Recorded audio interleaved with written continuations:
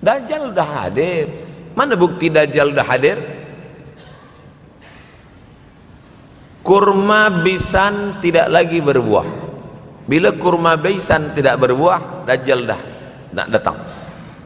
Kurma bisan sekarang sudah berkurang, tak berbuah. Lalu kemudian apa lagi? Ain Zuhar, mata air dari Ain Zuhar sudah kering. Sudah kering.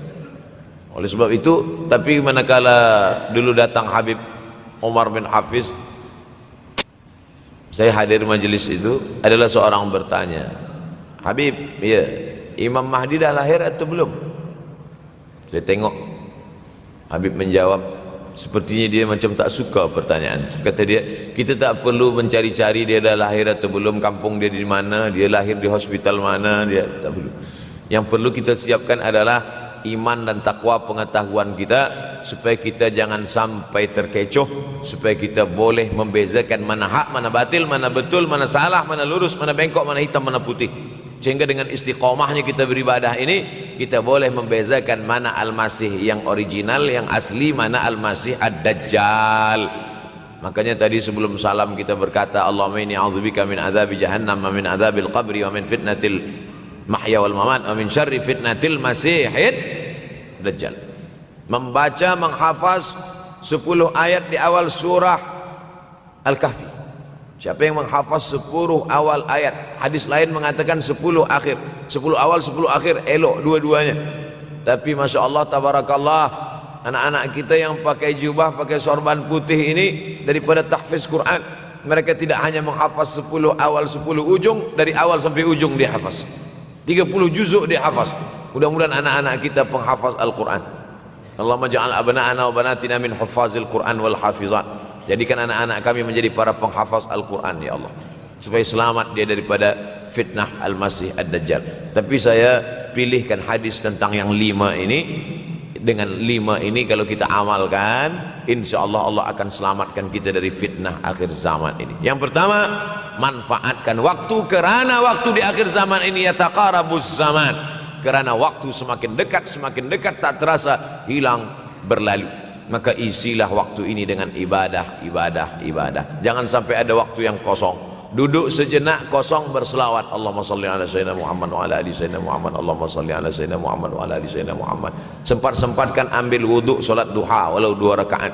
Sempat-sempatkan sebelum tidur malam solat witir 3 rakaat, supaya tidur kita sentiasa dalam wuduk dan kita sempat salat witir. Andai mati kita malam itu, insyaallah mati dalam keadaan husnul khatimah. Usolli sunnatal witri 3 rakaatin lillahi ta'ala. Nanti malam jaga tidak witir lagi, hanya tahajud saja. Sempat-sempatkan salat tahajud. Elok amat sangat baik salat wuduk 2 rakaat.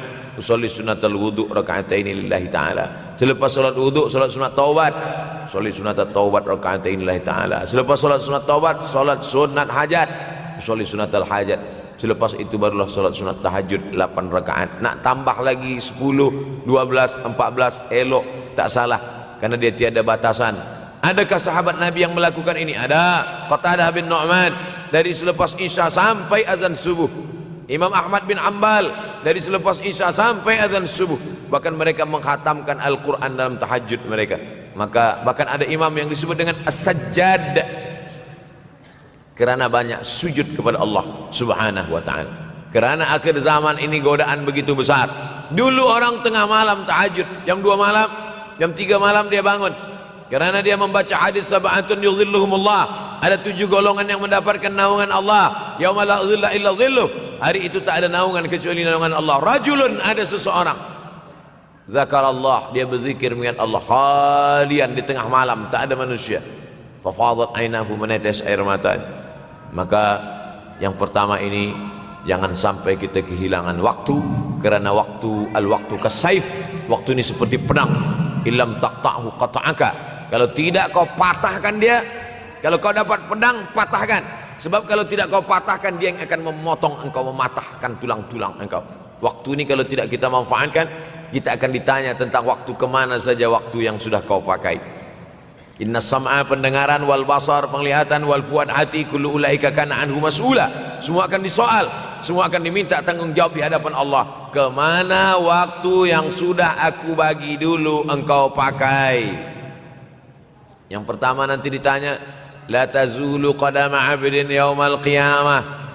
Kaki anak Adam tidak akan bergeser, tidak akan beralih dari tempat tegaknya pada hari kiamat hatta yus'al, sampai dia disoal, sampai dia ditanya.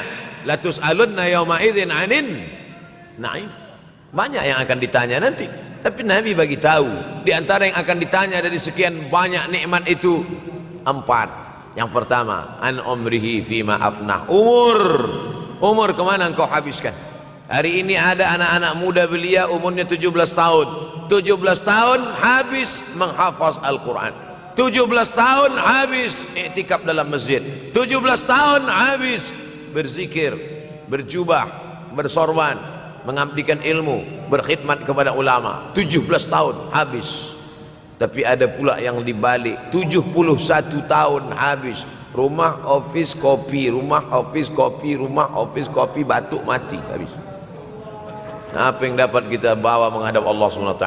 Yang pertama, yataqarabuz zaman. Yang kedua adalah wa yanqusul ilmu. Ilmu semakin berkurang. Kalau sudah ilmu berkurang, apa yang bertambah? Jahil. Kalau ilmu bertambah, jahil berkurang. Kalau ilmu berkurang, jahil bertambah. Mana ada orang jahil cakapnya didengar orang? Saya dulu awal-awal membaca hadis ini, wa yanqusul ilmu. Ilmu berkurang, jahil bertambah. Rasanya tak mungkin, tak logik, tak masuk akal. Mana ada orang tak berilmu cakap dia didengar? Sekarang baru saya faham. Dulu orang tak berilmu ditinggalkan orang. Sekarang orang tak berilmu asal dia pandai berbicara, dia akan didengar orang. Bahkan orang jahil pula punya channel. Apa namanya? Jahil.com. Orang jahil punya channel. Banyak pula follower dia daripada follower kita. Banyak pula viewer dia daripada viewer kita. Sebab apa? Sebab yang menyaksikan tiada berilmu, yang berbicara tiada ilmu. Oleh sebab itu maka kita galakkan menuntut ilmu di majlis-majlis ilmu. Untuk apa Abdul Somad sudah berumur 43 tahun pun masih pergi juga lagi ke Sudan belajar? Apa yang nak dicari ini? Tak lain tak bukan, mudah-mudahan kita termasuk orang yang sampai akhir hidupnya mencari ilmu, insyaAllah. Saya datang kemari bukan niat mengajarkan ilmu. Saya datang ke Malaysia tetap niatnya belajar mencari ilmu. Man salaka tariqan, siapa yang melangkahkan kaki melalui suatu jalan, yaltamisu fihi ilman, siapa yang melalui suatu jalan niatnya untuk mencari ilmu, sahalallahu lahu bihi tariqan ilal jannah, dimudahkan Allah jalannya menuju surga. Innallaha la yantazi'ul ilma intiza'an. Innallaha la yanzi'ul ilma intiza'an. Allah kalau mencabut ilmu, bukan macam mencabut pokok kayu dari tanah. La yantazi'ul ilmu intiza'an. Allah tidak mencabut ilmu macam mencabut pokok kayu dari tanah hingga ke akarnya, enggak. Lalu bagaimana ilmu ini dicabut? Biqabdil ulama. Dengan matinya ulama maka habislah ilmu. Meninggal Imam Syafi'i, berkurang ilmu. Meninggal Imam Nawawi, berkurang ilmu. Meninggal Imam Fulan, berkurang ilmu. Maka yang hadir adalah al-juhala. Yang lebih menakutkan lagi adalah al-juhala bithawbil ulama. Orang jahil dengan pakaian ulama. Abdul Somad tidak mengatakan dirinya ulama. Saya selalunya membacakan ayat Quran, membacakan hadis Nabi, menyampaikan fatwa ulama. Tak pernah saya berteramah, bertausiah. Menurut saya, siapa saya? Siapa kita? Syafi'i manusia, saya manusia. Syafi'i boleh berfatwa, saya juga boleh berfatwa. Imam Syafi'i berfatwa Al-Quran 30 juzuk dalam kepala dia. Kita juzuk 30 pun kadang-kadang hilang. Imam Syafi'i balik dari masjid ke rumah, dia tutup telinga. Datang orang bertanya, Syafi'i, ya, kenapa engkau tutup telinga? Sebab bila aku dengar dari masjid ke rumah, semua yang aku dengar masuk tu semua aku ingat. Aku takut dia ingat di dalam, maka aku tutup. Kita yang saya sampaikan tadi pun tak ingat. Oh, Ustaz mengejek kami, enggak. Jangankan yang mendengarkan, yang bercakap pun tak ingat. Nasib baik datang orang Jepun mengingatkan kita. Nah, ini nama dia Sony. Manusia ini lupa. Oleh sebab itu maka yang kedua akhir zaman, wa yanqusul ilmu, ilmu makin kurang. Maka bersyukur anak-anak yang dimasukkan ke rumah tahfiz. Kalau ada rumah tahfiz di kampung biasa, kalau ada rumah tahfiz di desa, dusun biasa, tapi ada tahfiz di tengah kota besar Kuala Lumpur, masih ada lagi rumah tahfiz Quran. Siapa yang mewakafkan rumah tahfiz? Siapa yang memberikan beras? Siapa yang memberikan duit? Siapa yang memberikan belanja? Siapa yang mengirimkan ustaz? Masya Allah, tabarakallah. Maka ini semua mudah-mudahan kita istiqamah semuanya insyaallah. Supaya apa? Supaya lahirlah anak-anak kita yang alim, berilmu. Karena ini makin banyak orang jahil, alftau bi ghairi ilmin, memberikan tazkirah fatwa tanpa ilmu, dhalla wa adalla, dhallu wa adallu, sesat, menyesatkan. Kalau setakat sesat saja ini sudahlah sesat, menyesatkan. Nauzubillah. Masuk yang ketiga. Yang ketiga adalah wa yanqusul ilmu, setelah habisnya ilmu-ilmu ini semua dicabut oleh Allah Subhanahu wa taala, lalu kemudian setelah ilmu dicabut Allah Subhanahu wa taala, wa yulqas syuh, wa may yuqashuh, sin dengan hak kecil, wa may yuqashuh nafsihi fa ulaika humul muflihun. Siapa yang selamat daripada sifat syuh, itulah orang yang beruntung. Hayya 'alal falah, mari kita menuju keberuntungan, kemenangan. Siapa orang yang menang? Selamat daripada sifat syuh. Ada orang menerjemahkan syuh ini pelit, bakhil. Bakhil ada yang lebih parah daripada bakhil. Syuh.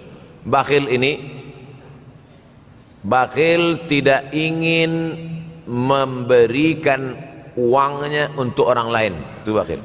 Dia ada uang 10 ringgit, uang itu hanya dia makan saja, dia tak mau walaupun setengah sen kepada orang lain. Itu namanya bakhil.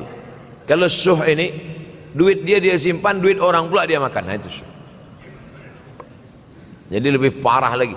Oleh sebab itu kalau sudah ilmu ini dicabut, orang menjadi jahil, maka datang penyakit syuh yang ketiga. Apa itu syuh? Hubbud dunya, hubbul mal, wa tuhibbul mala hubban jamma. Engkau sayang kepada harta amat sangat sayang. Dia pegang semuanya sampai tak meleleh, tak menetes walaupun satu tetes. Akhirnya mereka inilah pendusta-pendusta agama. Ara'aital ladzi yukadzibu biddin, tahukah kamu siapa itu yang mendustakan agama?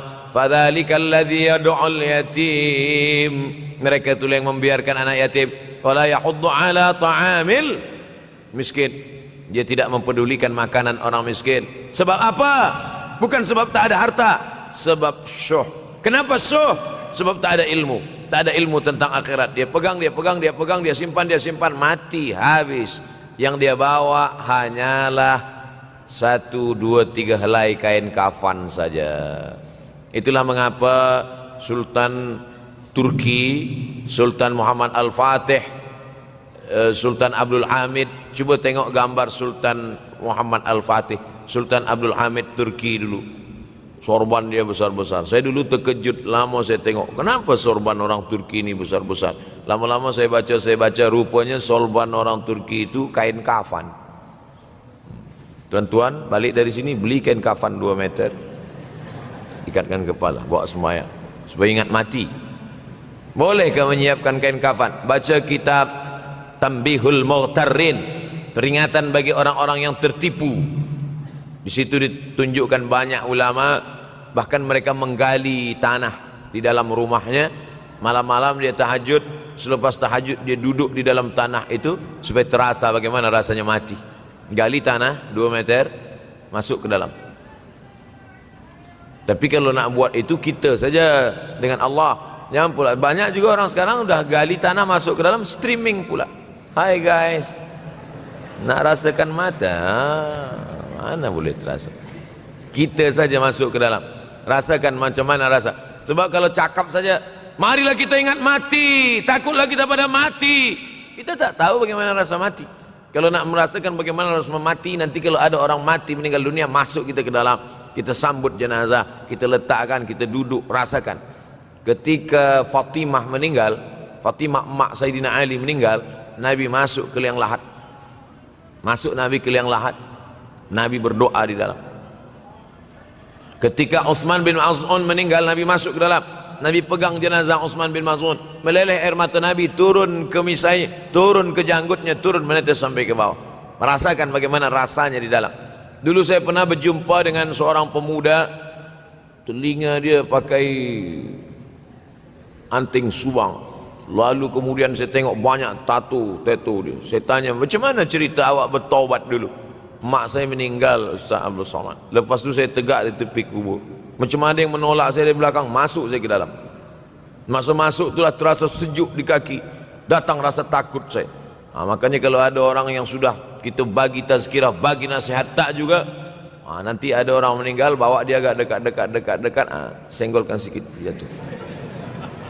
Gitu caranya supaya kita terasa mati ini, supaya apa? Hilangkan penyakit syuh, cinta harta, takut mati, dan membuat kita menjadi bakhil, pelit. Na'udzubillah. Yang keempat, wa tazharul fitan. Ini yang terkait dengan tajuk kita yang keempat.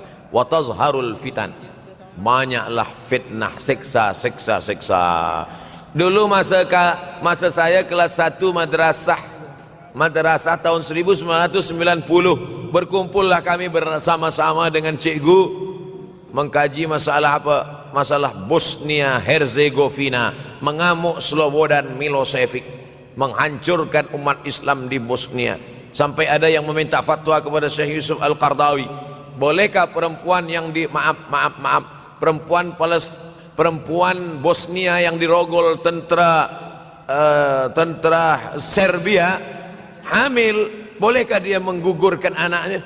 Kata Syekh Yusuf Qardawi, tak boleh. Maka dia biarkan saja anak itu lahir dan dia tidak dianggap berdosa karena ini sudah takdir Allah SWT. Bagaimana mereka dibunuh? Maka makin banyaklah selepas Bosnia datang pula yang terjadi di Rohingya, di Uighur. Umat Islam berkumpullah presiden-presiden negeri Islam di Kuala Lumpur. Erdogan datang, kumpul semuanya membahas bagaimana nak menolong Muslim Uighur. Rupanya umat Islam pun tak sanggup nak menolong. Apa yang boleh dilakukan di Uighur? Berdoalah umat Islam. Rupanya Allah kalau mau menolong mudah saja. Mudah saja Allah menolong. Tidak datang rudal skat, tidak datang tentera, tidak datang senjata. Cukup datang corona, selesai. Allah Subhanahu wa taala, wa makaru wa makarallah. Mereka membuat tipu daya, Allah balas dengan tipu daya yang lain. In tansurullah, kalau kau tolong, ittaqu da'watal mazlum, takutlah kamu terhadap doa orang-orang yang teraniaya. Fa innahu laisa bainahu wa bainallahi hijab, karena di antara dia dengan Allah tak ada hijab sama sekali. Wa yakthurul wa tazharul fitan, banyaklah fitnah. Yang terakhir, yang kelima, wa yakthurul haraj. Wa yakthurul haraj, banyak terjadi haraj, kata Nabi. Sahabat pun bertanya, ya Rasulullah, wa mal haraj? Apa haraj itu ya Rasulullah? Kata Nabi SAW, al-haraj al-qatlu. Nanti di akhir zaman itu akan banyak pembunuhan. Dulu pun banyak juga pembunuhan, tapi tak banyak sekarang. Pembunuhan di Palestina sampai sekarang tak berakhir. Pembunuhan Rohingya tak berakhir. Pembunuhan di Uighur, pembunuhan. Dulu imam-imam masjid, imam salat tarawih dulu di Masjidil Haram, Allahumma ansuril Islam wal muslimina fi Palestin. Dulu satu, selepas itu bertambah, Allahumma ansuril Islam wal muslimina fi Palestin wa Suriah. Selepas itu bertambah lagi, Allahumma ansuril Islam wal muslimina fi Palestin wa Suriah wal Yaman. Selepas itu bertambah wa Uighur wa, akhirnya wa fi kulli makan. Semakin bertambah. Oleh sebab itu maka ini di antara fitnah akhir zaman. Man lam yahtam bi amril muslimin falaysa minhum. Selepas kita kaji hadis ini, apa tujuan kita? Tujuan kita semakin menguatkan keyakinan, banyak-banyak beribadah, nasihatkan anak menantu, sahabat, jiran, tetangga supaya semakin istiqamah menjalankan syariat, rajin-rajin solat berjamaah, banyak-banyak berzikir, hatamkan Al-Quran, banyak-banyak berinfak, banyak-banyak